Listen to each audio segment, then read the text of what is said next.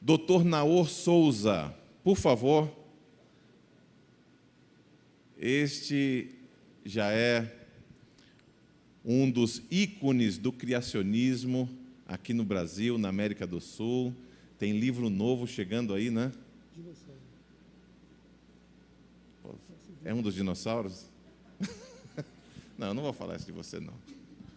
Você é meu amigo.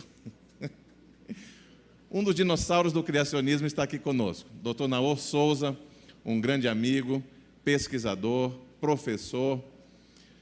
Fala um pouquinho da sua formação, Dr. Naor. Deixa eu te ajudar aqui.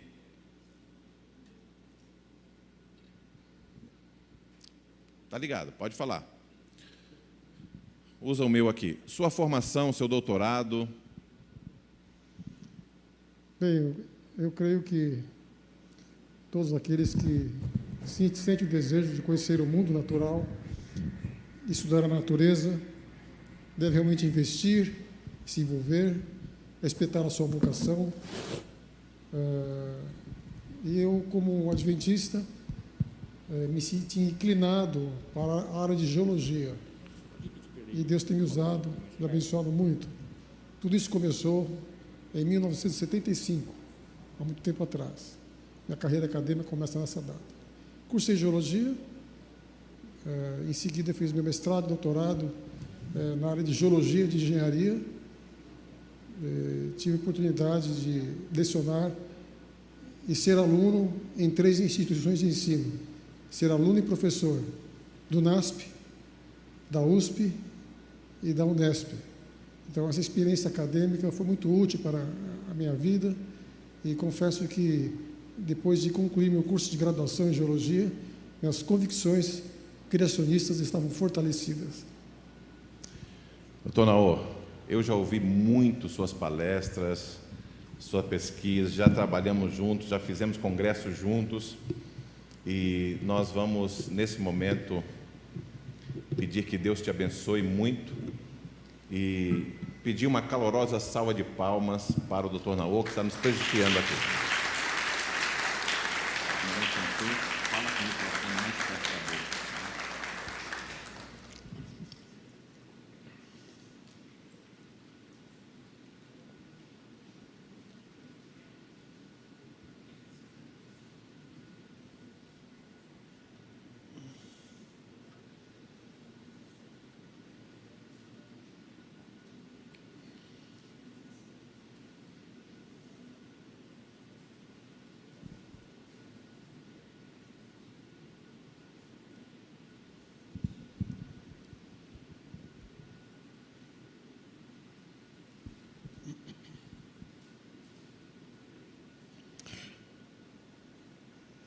Se vigiarem os teus pés para não profanar o sábado, se deixarem de cuidar dos teus próprios interesses no meu santo dia, se chamarem o sábado de meu prazer, e santo dia do Senhor, digno de honra, se guardarem o sábado, não seguindo os seus próprios caminhos, não pretendendo fazer a sua própria vontade, nem falando palavras vãs. Então vocês terão no Senhor a sua fonte de alegria. Eu os farei cavalgar sobre os altos da terra, e eu os sustentarei com a herança de Jacó, teu pai, porque a boca do Senhor o disse. Um feliz sábado.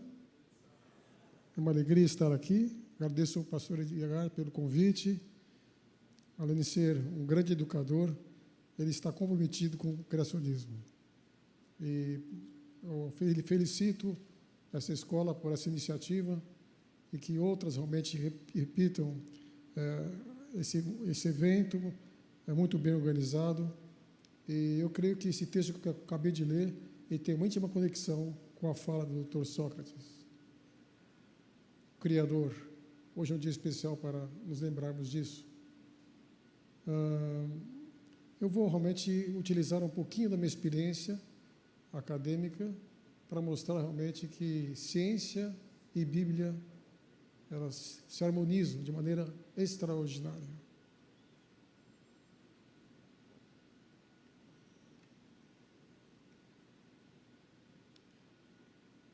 um título um tanto complicado. A origem das rochas fanerozoicas. Nem todos gostam das rochas, muito menos entendem o significado de fanerozoico. Muito bem, eu creio que alguns que estão aqui estão lembrados dos 3 principais tipos de rocha.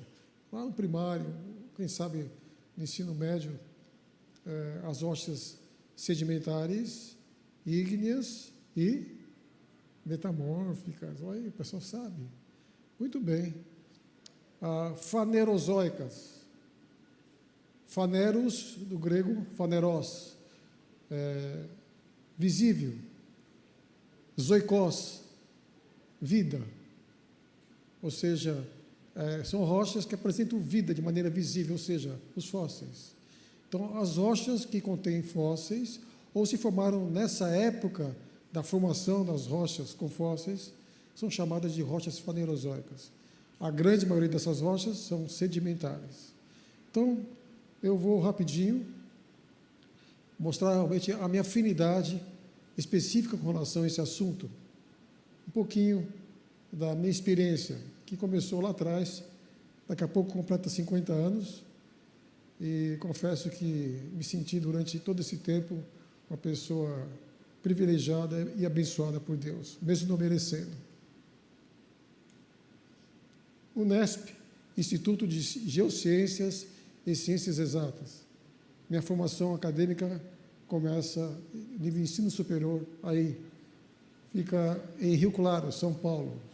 Alguém aqui é estudante ou fez faculdade ou faz na Unesp? Não? Ok. Quem sabe você que está nos ouvindo tem realmente a mesma afinidade que eu tenho. A Unesp realmente foi muito importante na minha formação acadêmica. Então, o curso de Geologia foi feito nessa instituição. Em seguida, iniciei minha carreira profissional, trabalhando um tempo na Petrobras.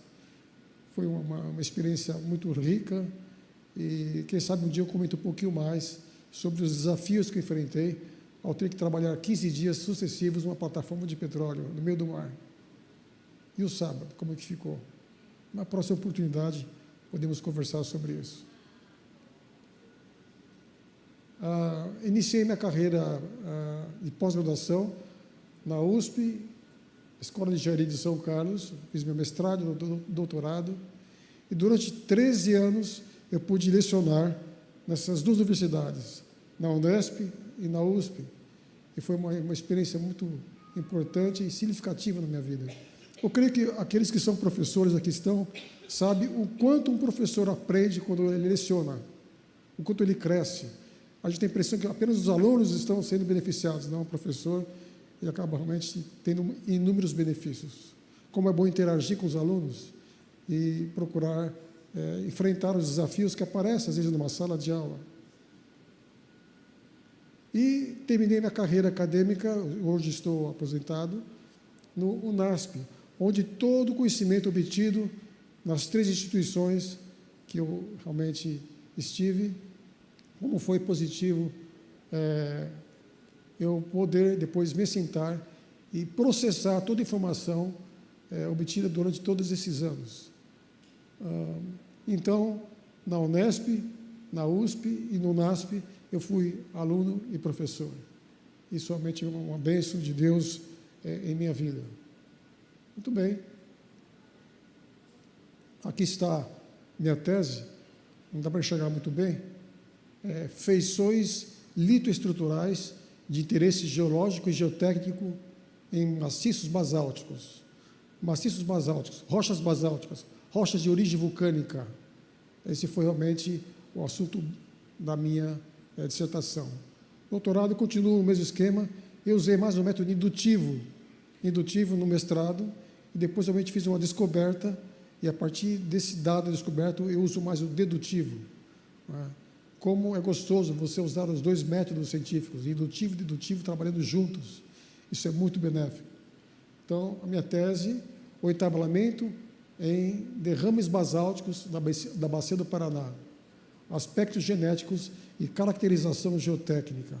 Note que, nessa tese, realmente, eu pude fazer algumas descobertas muito interessantes.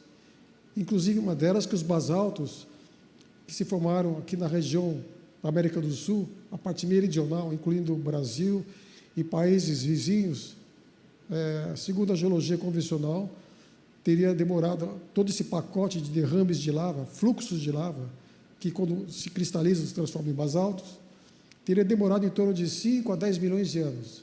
No meu doutorado, as evidências me mostraram que isso ocorreu em semanas. Quer dizer, algo bem diferente daquilo que eu aprendi na própria universidade.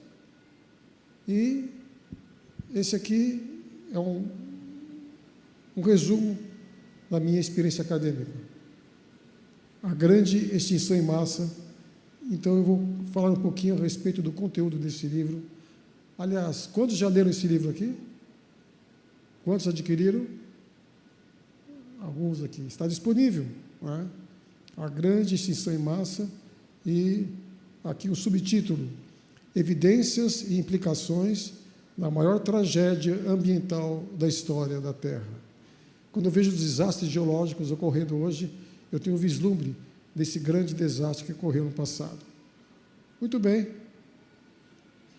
Olha lá em cima, eu vou sublinhar, lá em cima, derrames do doutorado, basálticos da Bacia do Paraná. Então, esse realmente é o local onde eu fiz minhas pesquisas, inicialmente. A Bacia do Paraná é uma grande região que envolve também os países vizinhos e na parte mais meridional da América do Sul. Muito bem. Então, já definimos, né? A palavra Fanerozoico agora não é mais complicado, ou seja, vida nas rochas que existiu no passado e ficou aprisionada de maneira excepcional. Ou seja, esse tipo de processo que ocorreu no passado, seres vivendo na superfície da Terra e sendo realmente soterrados por espessas camadas sedimentares, e com isso esses seres se transformam em fósseis, isso não está ocorrendo hoje. Daqui a 1 milhão de anos não vai ocorrer, se as coisas continuarem como está. Daqui a 1 bilhão de anos isso não vai mudar. Há alguma coisa diferente que ocorreu no passado recente, antes não tinha ocorrido e nem depois. Então, as evidências estão por toda parte, nesse grande evento que ocorreu. Então, como essas rochas que contêm fósseis se formaram? Qual a origem delas? Então, como eu disse, rochas fanerozoicas tanto podem ser sedimentares como ígneas, mas você vai encontrar fósseis de rochas ígneas muito raro, rarissimamente. Eu tive a oportunidade de conhecer os derrames do Rio Columbia, nos Estados Unidos. É uma região que fica na parte noroeste dos Estados Unidos. Então, essa região tem muitos basaltos também. E no contato entre um derrame de lava, um pacote, fluxo de lava, hoje solidificado, basalto, encontrei vestígios de rinoceronte e um tronco de árvore. Por que não existe mais vestígios? Porque a lava, a 1000 graus Celsius, onde ela passa, se vê algum ser vivo, ele simplesmente derrete, desaparece. É muito raro. Mas as rochas ígneas que eu estudei, elas se formaram na mesma época em que as rochas sedimentares estavam sendo formadas com fósseis. Ok? Então, eu vou dedicar um pouquinho de tempo à minha área, sobre os derrames basálticos que eles se extravasaram durante o Fanerozoico. Ok? Muito bem. Aí está o mapa da Bacia do Paraná. Percebam que realmente eu pego boa parte do sul do Brasil, aliás, todo o sul, Rio Grande do Sul, Paraná, Santa Catarina, São Paulo, sul de Minas Gerais, sul de Mato Grosso, Paraguai, Uruguai e Argentina, numa área imensa. Perceba que existem camadas aí, alaranjadas mais em cima, depois esverdeadas, que a maioria da figura está nessa cor, e amarelinho claro em volta. Entendam que são camadas superpostas. O amarelo primeiro, depois o verdinho e, por último, o laranja. Vamos entender melhor isso fazendo um corte na Bacia do Paraná e vamos encontrar isso. O tema é adequado, é uma bacia mesmo, parece uma bacia, cheia de sedimentos que se solidificaram. Boa parte desses sedimentos contém fósseis, onde são rochas. O que era areia virou arenito, o que era outros materiais, por exemplo, materiais orgânicos, acabou se transformando em calcário. Então, o sedimento, quando se solidifica, acaba gerando uma preservação dos fósseis que viveram na ocasião. Eram seres que estavam na superfície da Terra. Note que eu tenho várias cores. As cores não são as mesmas no mapa, à esquerda, e no corte. Esse corte NWSE pega realmente onde está escrito PG, Ponta Grossa, aquela setinha. Então, é mais ou menos o perfil. É como se eu fizesse um corte noroeste e sudeste na bacia do Paraná e pudesse olhar esse corte, eu veria essa bacia sedimentar. As camadas em amarelo, em verde e em roxo que estão na bacia do Paraná são equivalentes àquelas que estão amarelas nesse mapa aqui. As que estão em cinza, quase no topo da bacia, são aquelas que estão em verde aqui no mapa. E aquelas amarelinhas que estão bem no topo da bacia representam o que está em laranja aqui. Vamos deixar isso mais claro. Então, os derrames em específico, na formação Serra Geral, em vez de milhões de anos, semanas, não é? Então, estão aí, FSG significa formação Serra Geral. Esses basaltos que ocorreram, esse material vulcânico tem um nome em geologia, formação Serra Geral. E na bacia seria a camada cinza, é a mesma da verde aqui do mapa, mostrando a abrangência dessas rochas que eu estudei durante 12 anos e que acabou resultando no meu mestrado e meu doutorado. Então, uma conclusão fica já clara aqui. Os 5 milhões de anos é um tempo extremamente exagerado para a formação dessas rochas. Ao estar no campo, ao analisar essas rochas, ao levar para o laboratório, conclusão, essas rochas se formaram em semanas e não em milhões de anos. Muito bem. Mas não só aqui, na América do Sul, tem rochas basálticas de origem vulcânica. Olha aqui, ó. Essa que está aqui embaixo, a setinha amarelo, FSG, formação Serra Geral. Aquela manchinha vermelha corresponde àquela camada cinza aqui atrás. Então, essa cinza que está na bacia do Paraná, a FSG, seria aquela que está em vermelho na seta. Note que você vai encontrar muitas dessas rochas globalmente distribuídas. Preste atenção, manchas vermelhas em todo lugar na Terra. Então, bastaria uma dessas manchas aí, vulcanismo, para inviabilizar boa parte da vida aqui na Terra. Vulcanismo violento, imenso, que não ocorre mais. Ocorreu no passado. Muito bem. Mas eu conheci mais algumas. Além da formação Serra Geral, lá em cima, GRC, Grupo Rio Colômbia. Estive presente, pessoalmente, conhecendo e fazendo comparações. Meu doutorado, usei muitos dados do Grupo Rio Colômbia, vendo as similaridades e as diferenças. Muito bem. Na Guatemala, também tive a oportunidade de visitar o vulcão Pacaya, em erupção. Vendo realmente material saindo do vulcão, eu vibrando realmente com aquele momento. Outro local, a Islândia, lá em cima, no Atlântico Norte, e tive a oportunidade de passar alguns dias com os melhores geólogos da Islândia, conhecendo os basaltos da Islândia. Toda ela foi formada de rochas vulcânicas, basálticas. E eu, comparando com aquele que eu estudei, formação Serra Geral na América do Sul, com o Grupo Rio Colômbia nos Estados Unidos, com a Islândia, é o mesmo tipo de rocha. Os vermelhinhos aí são muito parecidos. Outro aqui, em Galápagos. A Maura vai falar um pouquinho sobre a formação geológica de Galápagos para vocês. São rochas vulcânicas e vi estruturas geológicas parecidas com os lugares que eu tinha visitado anteriormente. Conheci também as ilhas do Cabo Verde, lá no Atlântico. Também rochas basálticas com as mesmas características.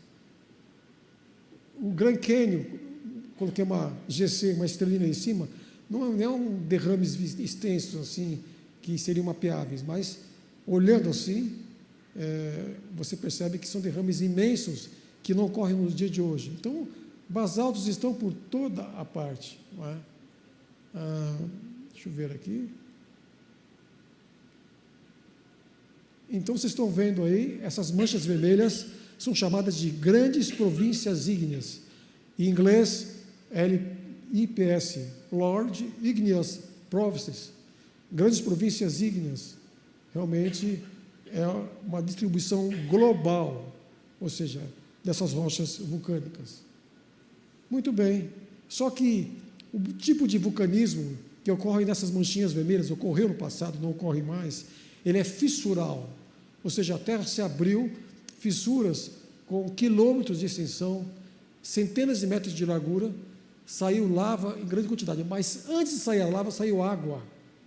Água em grande quantidade por essas fissuras. Eu posso adiantar uma frase que você conhece.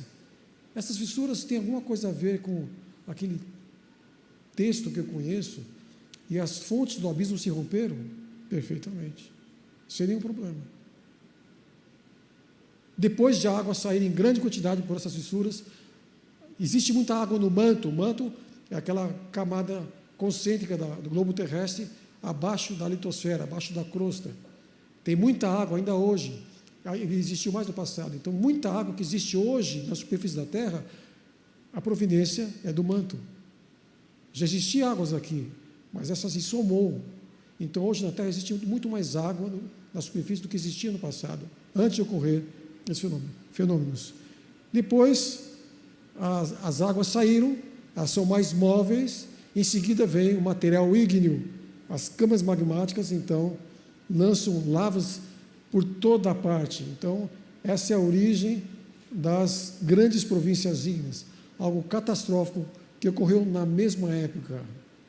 A maior parte dessas manchinhas vermelhas estão associadas ao Cretáceo, ou seja, elas foram concomitantes. Imagine a Terra, a superfície da Terra sofrendo essa agressão, muitas mudanças ocorreram, mortandade em massa, com certeza.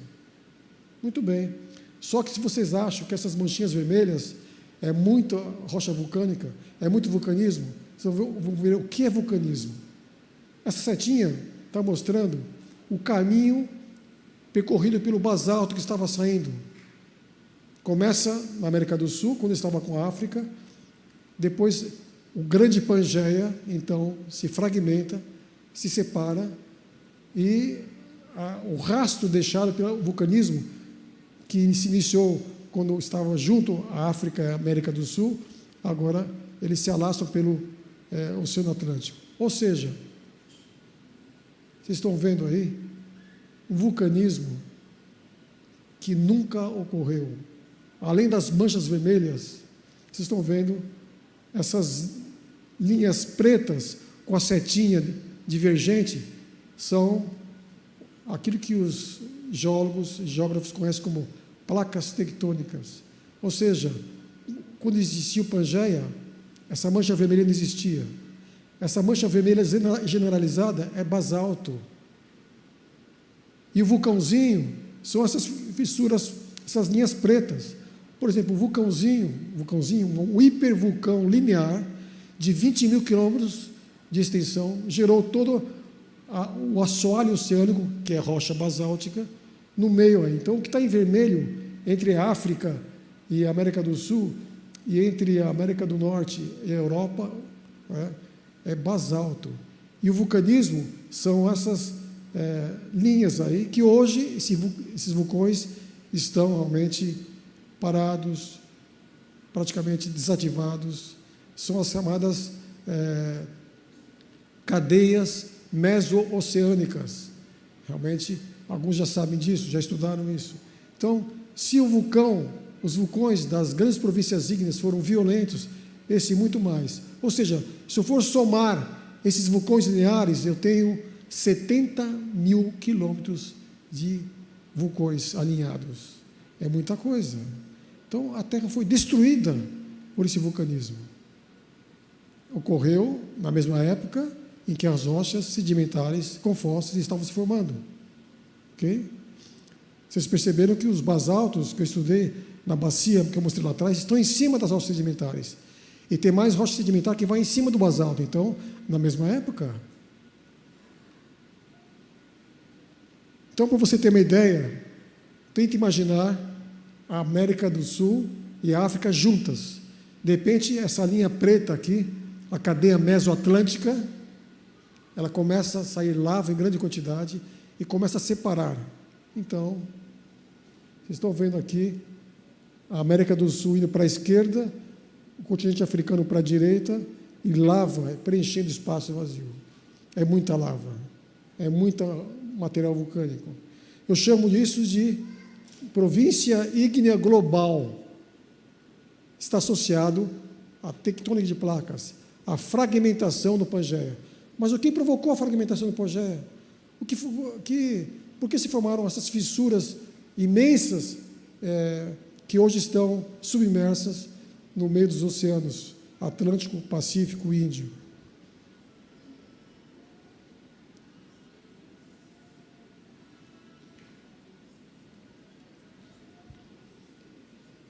O que provocou? Vamos lá, preste atenção. Existe um fenômeno que felizmente não ocorre hoje, ocorreu muito no passado.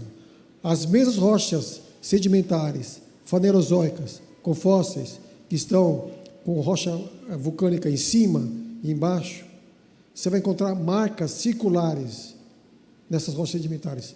Dezenas, centenas de marcas. Elas são circulares. Contém ferro e níquel, contém irídio, quartzo multifraturado, são crateras de impactos meteoríticos. Então, se as rochas sedimentares com fósseis estão marcadas por essas estruturas circulares, então eu tenho 3 fenômenos ocorrendo simultaneamente: impactos meteoríticos, fragmentação do Pangeia, né, e vulcanismo fissural. Vamos ver isso aqui agora? Vamos lá, então.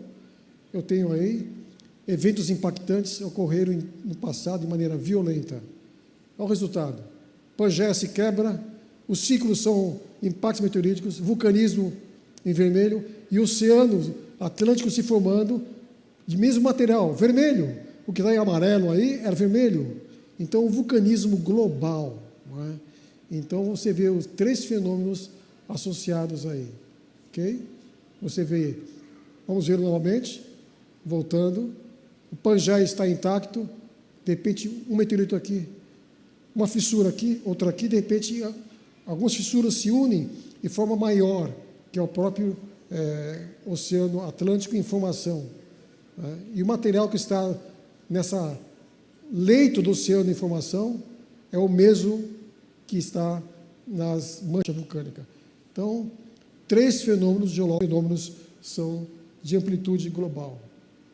Bom, falei bastante sobre vulcanismo, mas na bacia que eu estudei, bacia do Paraná, tem rochas sedimentares. A bacia seja móvel, ou fundo da cratera.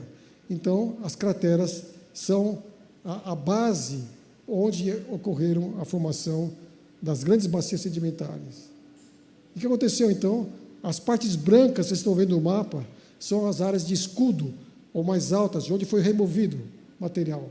Então, imagine um meteorito caindo no meio do mar e gerando tsunamis, mega tsunamis, e esse tsunami carregando rochas, plantas, animais, em grande quantidade, e depositando nessas crateras.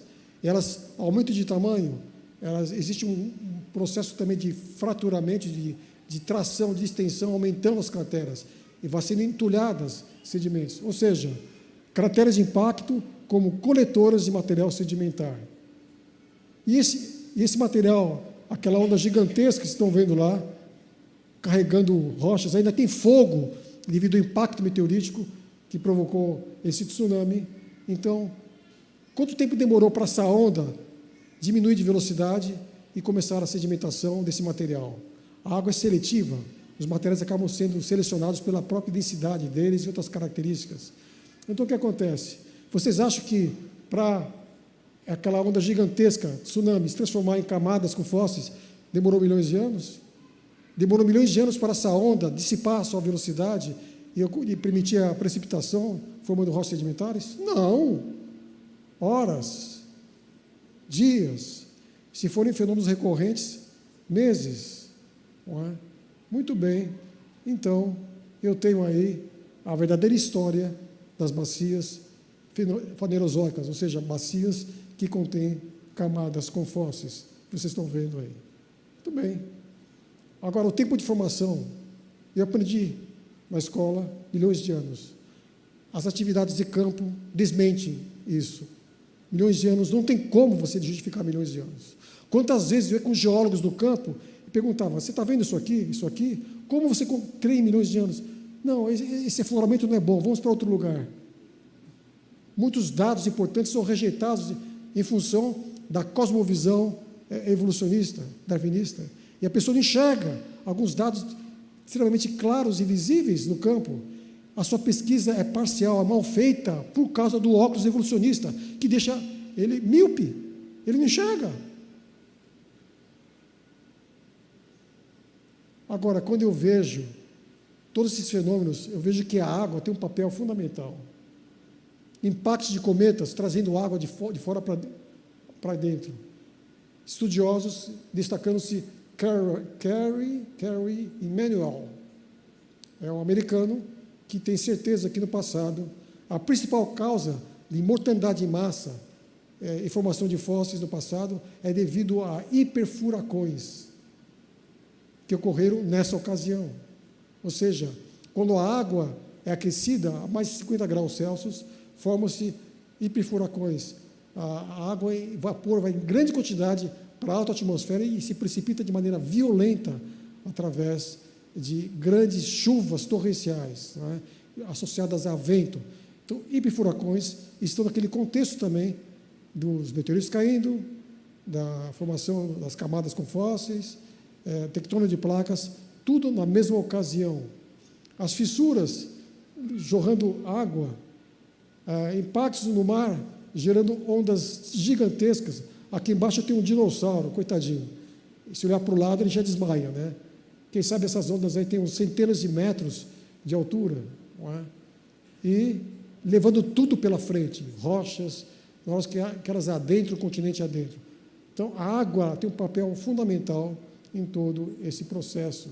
Milhões de anos? Não tem como. Aquilo que as rochas me mostram, os milhões de anos não fazem sentido. Vamos organizar esses dados cientificamente. Eu tenho, então, impactos de cometas, meteoritos. Isso acaba gerando supererupções vulcânicas,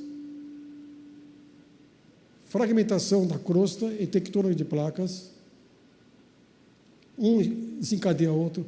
Esses três acabam gerando a formação de água que se precipita e se movimenta de maneira catastrófica. Eu chamo isso de ação devastadora de grandes volumes de água.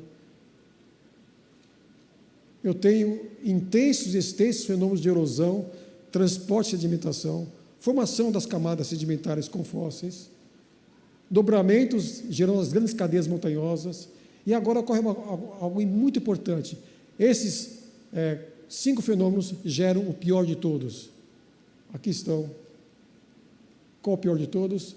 Mortandade em massa e rápido soterramento, formando os fósseis. Espera um pouquinho. Qual a causa primordial? Como esses fenômenos desencadearam? Eu coloquei uma interrogação lá em cima. Como eles se formaram? Alguns dizem que havia um quinto planeta entre Marte e Júpiter, ele se fragmentou, jogou meteoritos por toda parte, aí desencadeia todo esse processo aí. Foi isso mesmo? Qual a causa primária? Vamos chegar lá, mas antes de falar causa primária, vamos ver aqui, tudo que está aí, podemos entender como efeitos, esses efeitos se transformam em causas, efeitos de segunda e terceira ordem, causas de segunda e terceira ordem, um desencadeia outro. Essa sequência, ela é fantástica, ela faz sentido. Mas como você tem certeza disso? Pelas cicatrizes, aquilo que eu olho e vejo hoje na superfície da Terra, me faz realmente contar essa história. Os dados estão no campo, o que é? Eu chamo de efeitos finais desse grande processo, e ou geocicatrizes. As crateras de impacto estão por toda parte. Grandes províncias ígneas, o assoalho oceânico, bacias sedimentares, tudo são geocicatrizes. Cinturões orogênicos, são as grandes cadeias montanhosas, e os fósseis são efeitos finais. Essas geocicatrizes me permitem contar essa história. Muito bem. Geoecos, quando eu vejo os atuais eventos extraordinários, como vulcanismo, terremotos, tsunamis, ou furacões, tornados, inundações, hoje são ecos, ou geoecos daquilo que ocorreu no passado. Muito bem, isso aí é a grande catástrofe. Esse conjunto de dados científicos me leva a concluir: no passado ocorreu uma grande catástrofe que deixou realmente vestígios por toda parte. E esse processo ocorreu há pouco tempo atrás, alguns milhares de anos atrás, e se desenvolveu durante meses. Quantos meses? Vocês estão vendo um quadro do dilúvio. Isso é dilúvio. São evidências científicas do dilúvio. Não tem como negar isso.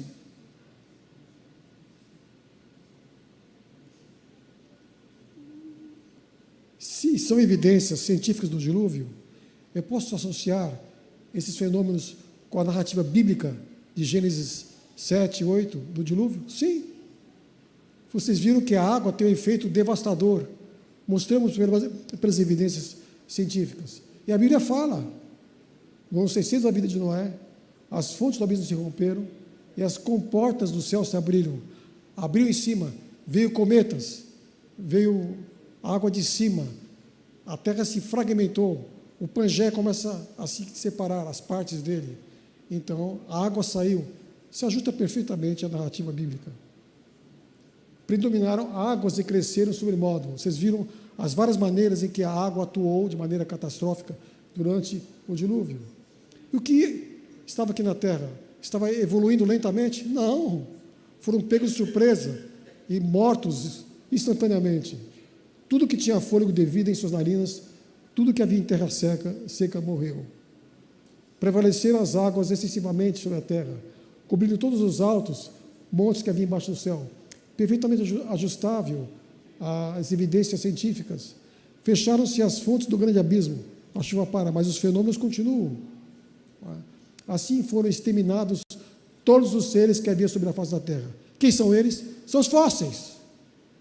A Bíblia, quando cita esse trecho em Gênesis 7, 23, está dizendo, os fósseis estão vendo aí, não está na Bíblia aqui. Na Bíblia não tem meteoritos, não tem camadas sedimentares, não tem fósseis. Você não vê realmente isso escrito, mas Deus deixou as evidências para você perceber a harmonia entre os dados científicos e a narrativa bíblica do dilúvio.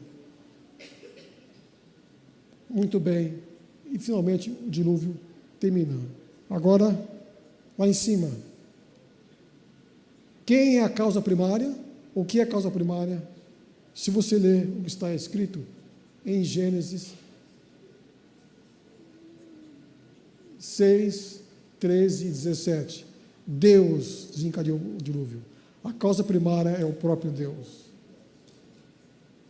Muito bem, evidências bíblicas e científicas do dilúvio.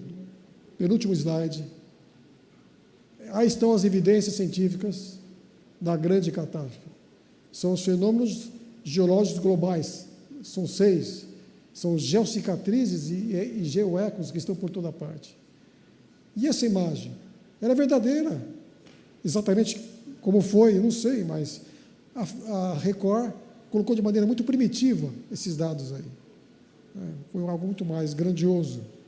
Muito bem, as evidências bíblicas combinam com as científicas.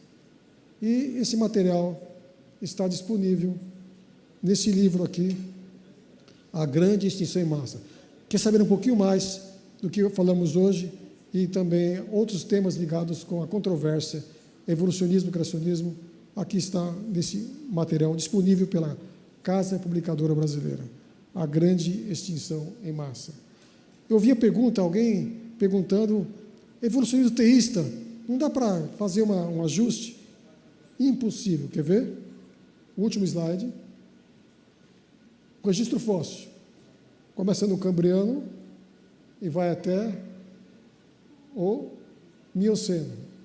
Vamos ver do lado esquerdo a interpretação evolucionista desses dados, e do lado direito o criacionismo. Segundo a evolução, esses seres fossilizados representam a história evolutiva da vida. E aqui, esses mesmos seres fossilizados, vítimas da grande extinção em massa. Bem diferente. Segundo a evolução, cada camada dessa representa etapas de lenta e gradual evolução. Segundo o criacionismo, são níveis de rápido e contínuo soterramento dos animais. Bem diferente, não tem como conciliar. Aqui o tempo geológico, evolucionista, centenas de milhões de anos. Criacionismo, meses. Não dá para conciliar. Uma coisa ou outra. Ninguém pode servir a dois senhores. Tire suas próprias conclusões a partir das evidências. Muito obrigado.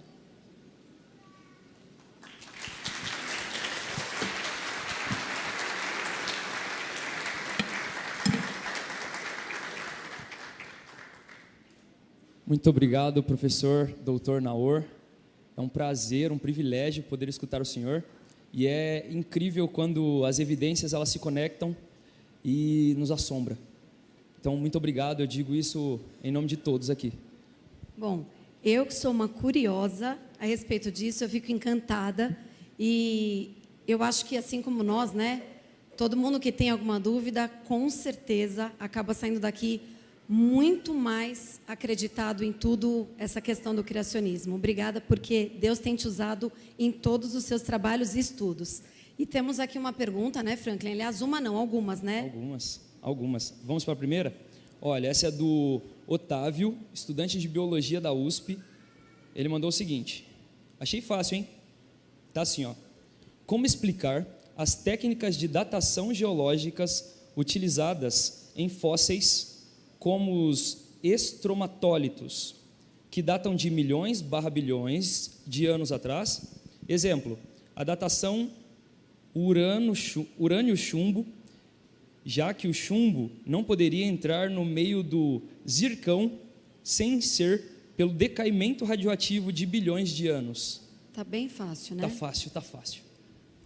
Em primeiro lugar, os estromatólitos do pré-cambriano podem estar equivocadamente sendo associados a esses seres invertebrados.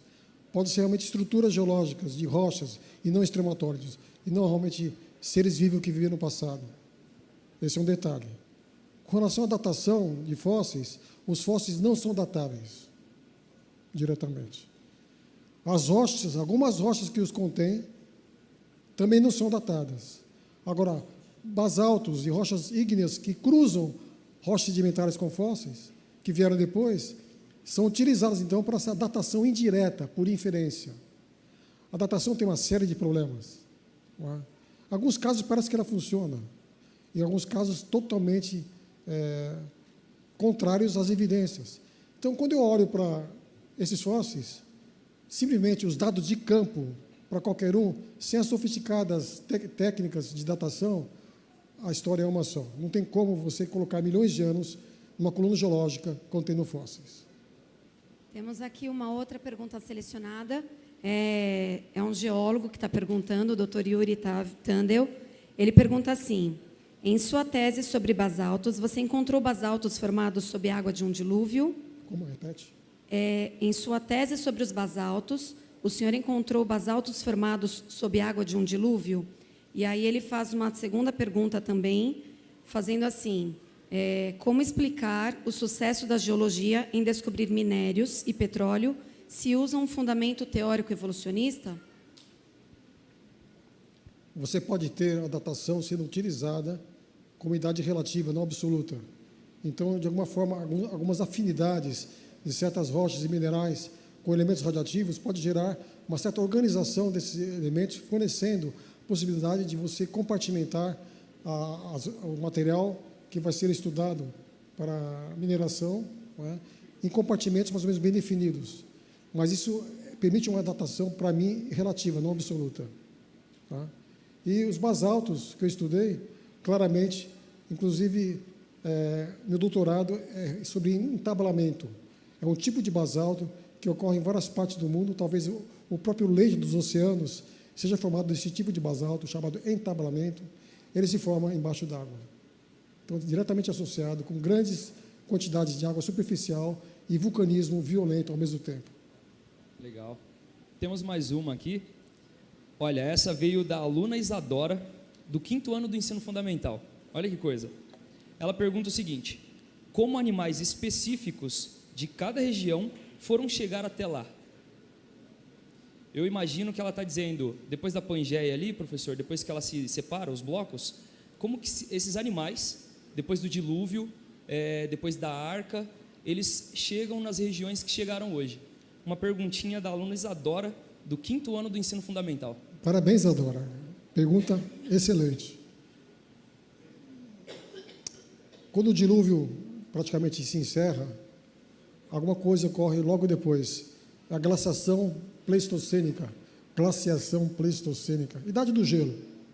Tá?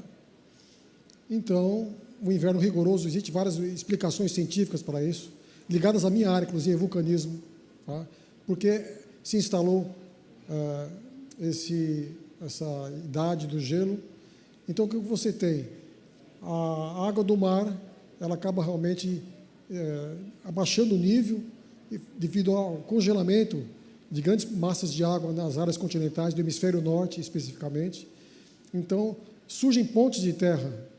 Os animais não conseguem, inclusive, são forçados a migrar a partir dessa glaciação.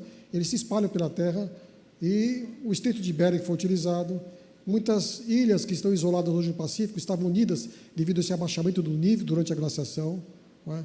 E o ser humano também transportou por barco animais de um lugar para outro. A gente tem uma visão extremamente precária dos pré-diluvianos ou mesmo pós-diluvianos. Cruzaram os oceanos e ajudaram realmente na distribuição de animais por outras áreas, hoje separadas da superfície da Terra. Muito obrigada, que privilégio, né? Que privilégio. Ter o senhor aqui e todos esses doutores no assunto em nosso colégio. Senhor lá em cima, principalmente Amém. ele, né? A Isadora está aqui. Nós queremos pedir. Ela está ali, ó. Pra, Dá um tchauzinho, né? Isadora. Isa, dá um tchauzinho, está Ela ali, professor. Nós queremos pedir uma salva de palmas para o doutor Naor. Muito obrigada, doutor.